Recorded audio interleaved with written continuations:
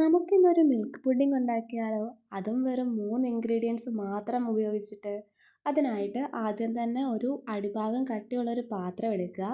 അതിലേക്ക് ഒരു 20 മിനിറ്റോളം വെള്ളത്തിൽ കുതിർത്ത് വെച്ചിരിക്കുന്ന ചൈന ഗ്രാസ് അല്ലെങ്കിൽ ജെലാറ്റിൻ കൂടി ഇടുക. എന്നിട്ട് നന്നായിട്ട് മിക്സ് ചെയ്തെടുത്തിട്ട് അതിൽ ആ ജെലാറ്റിൻ വെള്ളത്തിൽ ഫുള്ളായിട്ട് ഡിസോൾവ് ആകുന്നത് വരെ തിളപ്പിച്ചെടുക്കുക.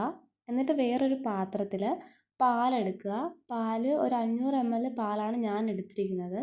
മിൽമ പാലാണ് എടുത്തിരിക്കുന്നത്. അതിലേക്ക് നമ്മളുടെ ജെലാറ്റിൻ കൂടി ഇട്ട് നന്നായിട്ട് മിക്സാക്കി എടുക്കുക. നന്നായിട്ടൊന്ന് ചൂടാക്കണം. ഒരു ലോ ടു മീഡിയം ഫ്ലെയിമിൽ ഇട്ടാണ് നമ്മൾ ചൂടാക്കേണ്ടത്. ഒരുപാട് അങ്ങോട്ട് തിളപ്പിക്കരുത്, കാരണം പാലിൻ്റെ അളവ് കുറയും.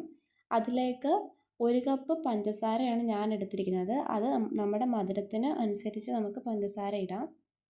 എന്നിട്ട് നന്നായിട്ട് ഇളക്കി ഒന്ന് കുറുകി വരുന്നത് വരെ ഇളക്കിയെടുക്കുക. ആ ഒരു കുറുകി വരുന്നതാണ് നമ്മളുടെ പുഡിങ്ങിൻ്റെ ഒരു കൺസിസ്റ്റൻസി എന്ന് പറയുന്നത്. എന്നിട്ട് നമ്മൾ ഫ്ലെയിം ഓഫ് ചെയ്തിട്ട് പാത്രം എടുത്തിട്ട് അതേ ചൂടോടുകൂടി തന്നെ നമ്മളുടെ ആ മിശ്രിതം 2 പാത്രത്തിലേക്കായിട്ട് മാറ്റി വെക്കുക. നിങ്ങൾക്ക് ഇഷ്ടമുള്ള പാത്രം എടുക്കാം.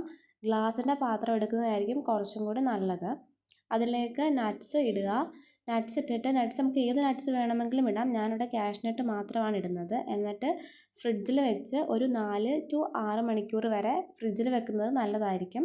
എന്നിട്ട് നമ്മുടെ പുഡിങ് റെഡിയായി. ഇതാണ് നമ്മുടെ പുഡിങ്ങിൻ്റെ അവസാനത്തെ ആ ഒരു വരുന്നത്. വീഡിയോ ഇഷ്ടമായെങ്കിൽ ലൈക്ക് ചെയ്യുക, സബ്സ്ക്രൈബ് ചെയ്യുക.